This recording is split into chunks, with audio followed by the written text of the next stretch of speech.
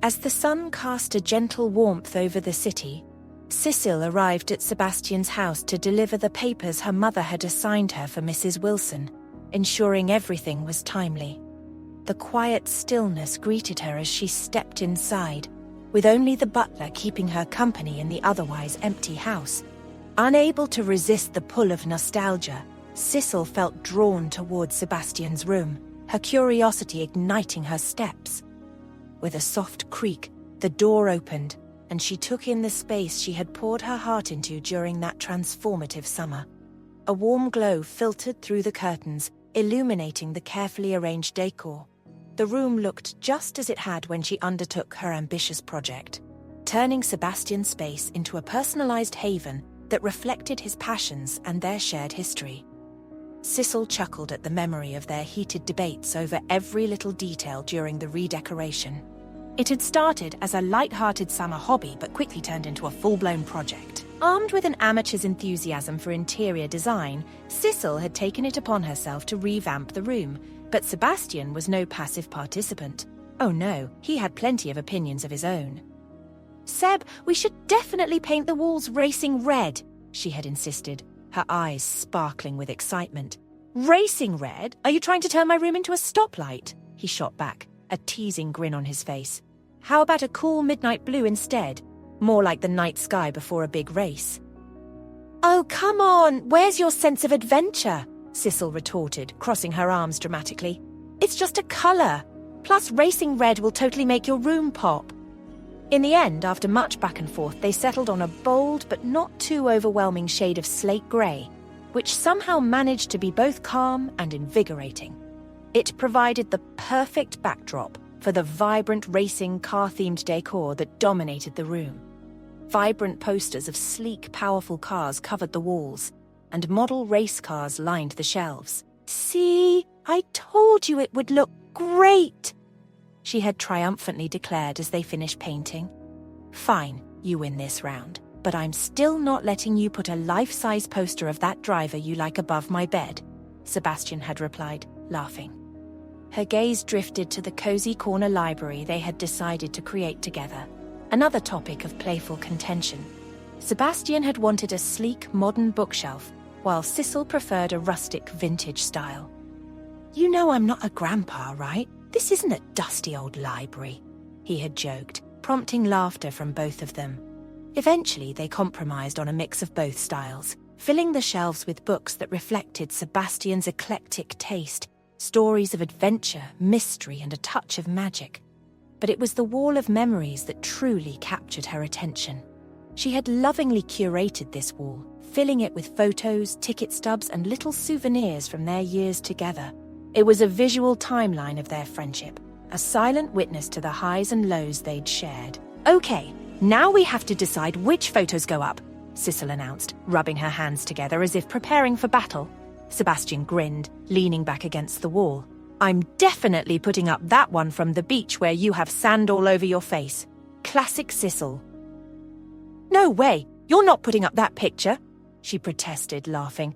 "I look like I just lost a sandcastle building competition." He chuckled, waving a dismissive hand. "That's precisely why it should go up. It captures your unique charm." Sicil rolled her eyes playfully. "And you're definitely not putting up that photo from the school dance where your tie is askew and you're clearly trying to hide your bad haircut." Sebastian feigned shock. "What? That haircut was a statement. And besides, it's part of our history. You can't cherry-pick the photos." "Fine, but we're only putting it up if you let me choose one where I look amazing," Sicil countered, her eyes twinkling with mischief. "Deal. But only if we include the one from your birthday where you had cake all over your face. It's too good to pass up," he countered, trying to suppress a laugh. "Ugh, you are so cruel," she said, feigning exasperation but unable to hide her smile. "Okay, I'll agree to that if you promise to add the one of us in those ridiculous matching sweaters." Sebastian laughed, shaking his head. "We really looked like a walking fashion disaster in that picture." "But a cute fashion disaster," Sicil insisted, nudging him with her shoulder. As she sifted through the photographs, the memories flooded back, each picture sparking laughter and stories. From family gatherings to school events, every snapshot was a testament to their journey together. When she reached a particular photo from her unforgettable prom night just before he'd left for college overseas, Sicil's breath caught. In the picture, they were standing together the way only best friends do, but she remembered that night differently, as if, just for a moment, he'd leaned in as if he might kiss her. "You almost kissed me that night, didn't you, Seb?" she murmured to herself, her voice carrying a mix of wonder and regret. "Were you in love with me back then?" The room's silence offered no answer, but standing there, surrounded by memories, she could almost hear his laugh, almost feel his presence beside her. It left her with a quiet ache, a reminder of how deeply intertwined their lives had always been, and perhaps always would be. A prom night to remember. It was a night heavy with a quiet reflection for Sicil, as the thought of prom seemed distant. She stood before her mirror, her own image staring back, and couldn't ignore the knot of insecurity tugging at her. No one had asked her to be their date, and the absence weighed on her, filling her heart with doubts. She wondered if perhaps she simply wasn't beautiful enough, or that something about her wasn't worthy of an invitation to a night everyone else seemed to anticipate. A soft knock on the door broke her train of thought. She turned to see Sebastian standing in the doorway in a perfectly tailored prom suit, his expression a mixture of amusement and impatience. "Why aren't you dressed yet?" he asked, eyebrow raised. "Please don't tell me I'm going to have to wait while you try on 100 outfits."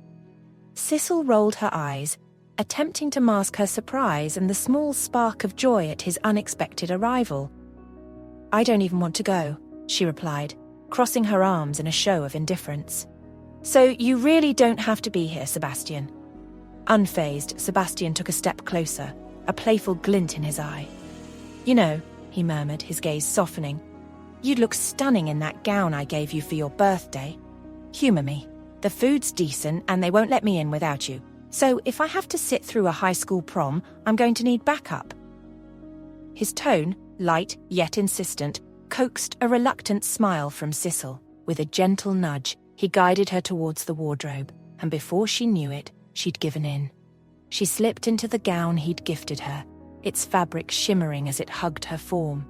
When she turned back to the mirror, her own reflection took her by surprise, and Sebastian's voice behind her was almost a whisper. "You're beautiful," he said, his voice filled with an unexpected sincerity. From his pocket, Sebastian pulled out a small box. Inside lay a delicate pendant shaped like a daisy flower, suspended on a fine silver chain. The pendant sparkled softly, each petal made from tiny white diamonds that caught the light and shimmered like freshly fallen snow. At the center of the flower was a brilliant yellow sapphire, casting a warm glow that seemed to radiate from within.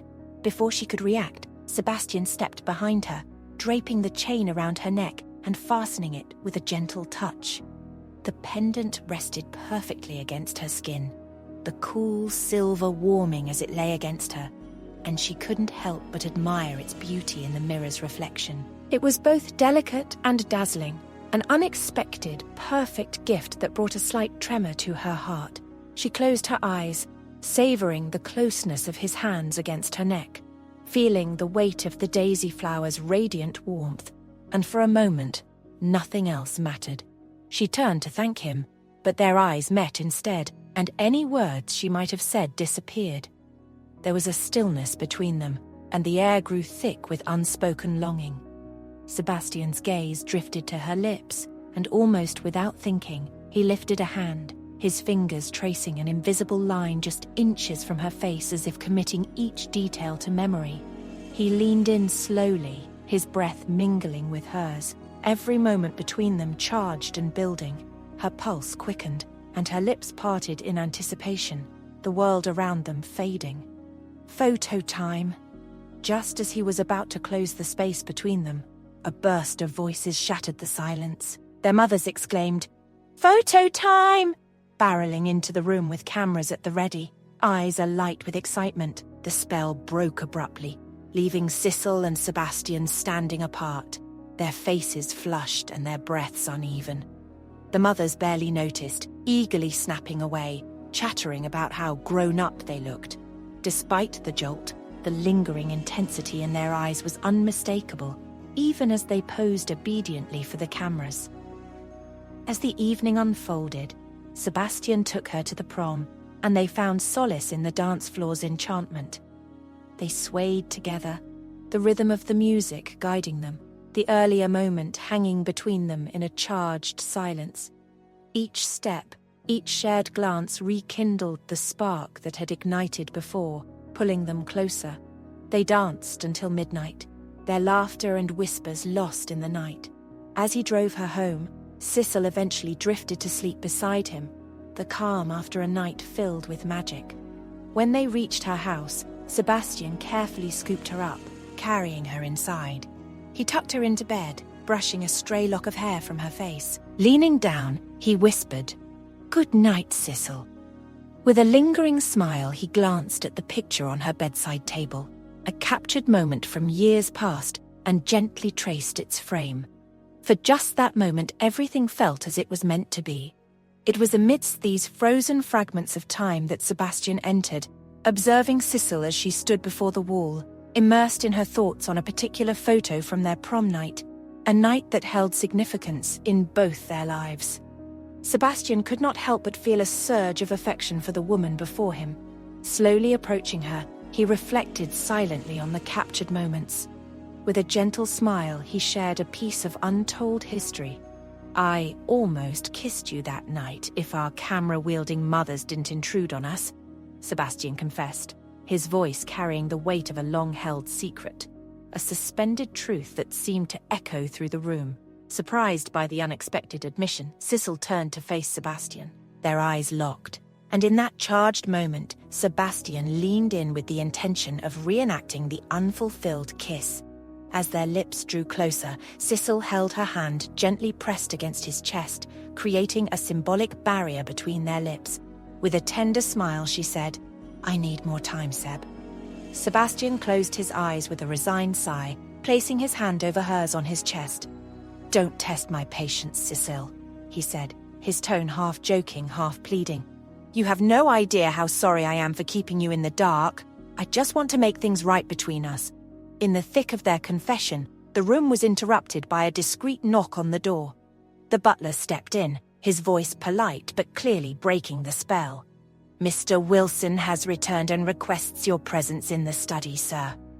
As the butler withdrew, the charged atmosphere faded slightly, leaving Sebastian and Sicil standing in the lingering afterglow of nearly captured intimacy. With one last glance, Sebastian gave her hand a gentle squeeze, an unspoken promise of patience and understanding.